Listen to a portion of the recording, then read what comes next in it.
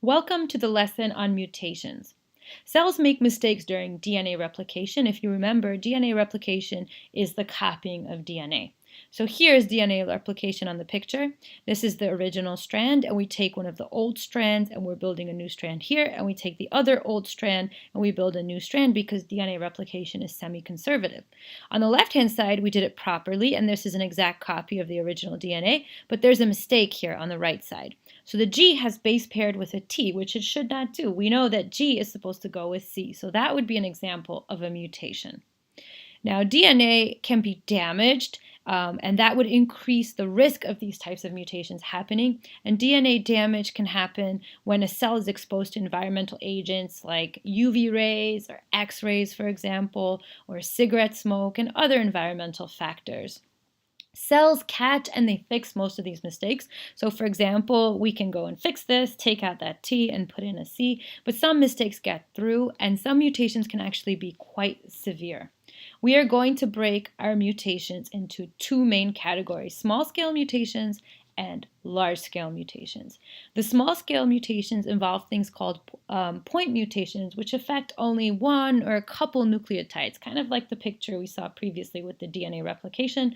And these mutations include substitutions, insertions, and deletions, which we'll look at next. Large-scale mutations involve chromosome number, for example. So there's an extra chromosome or a whole chromosome is missing, which is very severe. A lot of genes can be missing as a result as well. And then the other type is chromosome rearrangement, where a huge piece of chromosome is missing, or it's doubled, or it's in the wrong place. Okay. So point mutations involve a change in one or a few nucleotides, and the first type of point mutation is called a substitution. And in a substitution, one base is simply swapped out for another, and usually this affects only one amino acid, and I'll show you why. So here we have an original DNA strand, and this is the mRNA that goes with that strand. So we have TAC, which of course goes with AUG because T goes with A goes with U, C goes with G, and down the line. So that's our mRNA strand. And the mRNA strand is going to be read in the ribosome and used to make an amino acid sequence. So AUG, as you already know, is our start codon, and it codes for methionine. And then we read the next three, and the next three, and the next three. When a substitution happens, that's a mistake. We swap out one of those nucleotides. So this should be GCA, but we swapped it out with a GTA. And when this changes to mRNA, instead of having CGU, which is what we want, we have CAU. So if you can see that the second amino acid is different in our mutated strand. So that's a mistake in our protein. One of the amino acids is incorrect. Well, we say that this type of mutation is not so severe because every amino acid that comes before or after the mutation is still correct. So this chain is probably going to be way longer, and this mutation is not going to affect any of the later amino acids. The second type of point mutation is worse. It's called a frame shift mutation. And in a frame shift mutation, we're going to totally erase one of these nucleotides or add in an extra nucleotide. And that can be quite severe because what it does is it's going to shift the reading frame. So we're going to get all of these codons incorrect, and we're going to get the amino acids incorrect that occur after the mutation. I'll show you that on the next page. So this was our substitution. We already looked at this. Let's look at an insertion. So again, we have our original DNA, we have the mRNA that goes with that DNA, we have our amino acid sequence that we want, and what's happening here is we're just adding in an extra T, and you wouldn't think that's so bad, but it turns out to be really bad, because again, we want to have TAC, but we're now going to read TAT. And then we're going to read the next three letters, and that's going to be now CGC. So everything, because we added in an extra T, everything got like kind of scooched over a little bit.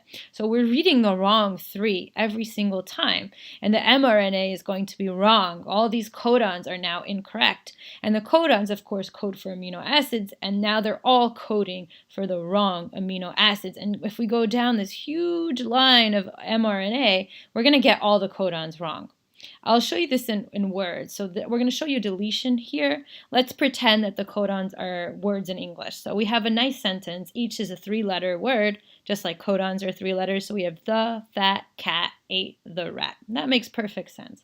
Now let's say we just cut out one letter. We take out the H. And again, we're going to read this three letters at a time. So now when we try to read it, The first three letters are TEF, TEF, and then ATC, and then ATA, then TET, then HER. So it makes absolutely no sense. The whole sentence is ruined. So this is what we call a frame shift mutation. Now, a little bit about the frequency of mutations.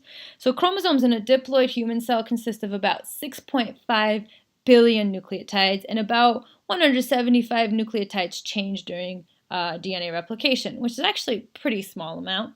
However, it's even smaller because only about 3% of the DNA encodes protein products. So if you remember, DNA is huge, and most of that DNA is actually not going to get used to make proteins, right? It's only the genes that are going to be used to make proteins. And remember, there's a lot of introns that need to be cut out of the DNA. So only about 3% of the cell's DNA actually encodes protein products. So there's a pretty low chance that the mutation will actually be in a protein coding region.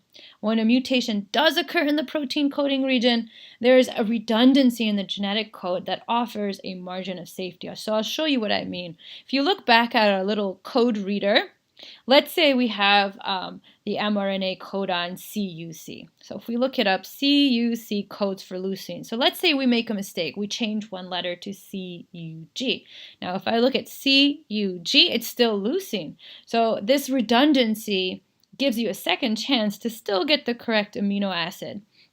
So there's actually a very low level of mutations, lower than you would expect given how much DNA we have and how complex of a process that replication and transcription and translation are. So let's get to our large-scale mutations. These involve chromosomal mutations. So euploidy is having the correct number of chromosomes. For humans, that number is 46. Now aneuploidy is having an extra or having some missing chromosomes. So you could have 45 chromosomes or 47 chromosomes instead of the 46, which is the euploid. Aneuploidy involves two specific ones that we're going to look at. Monosomy, when an organism has only one copy of a chromosome, but they should have two. And there's trisomy, which is an organism has a third copy when they should have only two copies. So we'll look at some of these. How does this actually happen? So how could you end up with the wrong number of chromosomes in an individual? And they're caused by non-disjunction, which occurs during meiosis, right? And basically, there's different ways. It could either occur during meiosis 1 or meiosis 2. So if you look here, this is going to be our metaphase 1 during meiosis 1. And really, what should happen here is the homologous chromosomes separate from each other. And one goes one direction, and one goes the other direction. But they didn't separate. This is non-disjunction. The homologous pair, both of them went into one cell, and the other cell ended up empty. So that would be called non-disjunction. That's one way to have it. This process could occur, so non-disjunction can occur in meiosis 2. So now what's supposed to happen here is we're supposed to go through our second nuclear division, and one sister chromatid should go one way, and the other sister chromatid should go the other way, just like here, right? One sister chromatid goes into one daughter cell, like this might be an egg or a sperm, and the other sister chromatid goes in the other cell. So on this side, of course, that didn't happen. We ended up with both sister chromatids in one cell. So if there was a missing one, that would be a monosomy. If there's an extra one, that would be called a trisomy. Because remember, this egg or sperm is going to come together with the opposite and form a zygote. So this is how the wrong chromosome can end up inside of a baby, inside of an organism. So the genetic disorders that can be caused by aneuploidy, first there's autosomal, and there's ones that involve sex chromosomes. So if you remember, here are all the chromosomes, right? And all these chromosomes that are in purple are called autosomes because they have nothing to do with sex. And then there's two sex chromosomes, which are here in blue. So autosomes, having the wrong number of autosomes is usually fatal. It's usually lethal. So if you're missing any of these chromosomes, that will not develop into a baby. That organism, that baby, whatever it is not going to survive until birth. Trisomies, an extra of these is usually lethal too, with a few exceptions. Some of these smaller chromosomes, if there's an extra, that won't be lethal. That will be less severe. So for example, Down syndrome is a trisomy that involves the autosomes. It's a trisomy of the 21st chromosome. So a person with Down syndrome would have an extra chromosome right here. The sex chromosome and differences are actually less severe. They're less severe because humans really need one sex chromosome, and they can shut down any extra X chromosomes through something known as X chromosome inactivation. So, for example, there's Klinefelters, which we'll look at, and there's an extra X chromosome inside of the male. So instead of the male being XY, they would be XXY. So let's actually just look at these instead of me talking about them here. So this is Down syndrome, trisomy 21. We end up having 3 copies of the 21st chromosome, resulting in these features. It's associated with intellectual disability, characteristic facial experience, weak muscle tone, cognitive delays, and other symptoms that come with Down syndrome. So Down syndrome is one of the few trisomies of the autosomes that is not lethal. The other example is Klinefelter's, and this involves, of course, the sex chromosomes. And what you see here is instead of having XY, which is what a male would typically have, a person with Klinefelter's has XXY. And Klinefelter syndrome is associated with intellectual development. Some cases, it could have a reduction of testosterone and smaller testes and a couple other symptoms.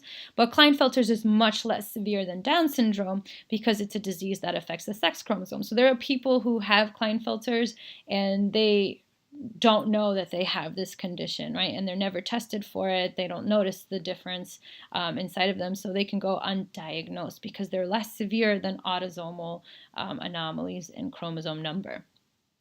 The next type, so those were wrong number of chromosomes, like a complete chromosome was missing or there was an extra chromosome. And now we're looking at chromosomal rearrangement. So we're looking at chunks of chromosomes missing. So there's different chromosomal rearrangements. The first one is called a deletion, where a part of a chromosome is lost. A duplication means that there's an extra copy of parts of a chromosome. An inversion is where there's a reverse in the direction of the parts of a chromosome, so they're flipped. And then there's translocations where part of a chromosome breaks off and it attaches to another chromosome. And these are all pretty severe. I'll show you what this means. So here's the original chromosome, right? It's broken into A, B, C, D, E, F. Here's a deletion. We're missing the section called B. So we're missing all the genes that are associated with this part of the chromosome that's indicated by B. Here's a duplication, so we've doubled B. Here's an inversion, so you can see that things have been flipped.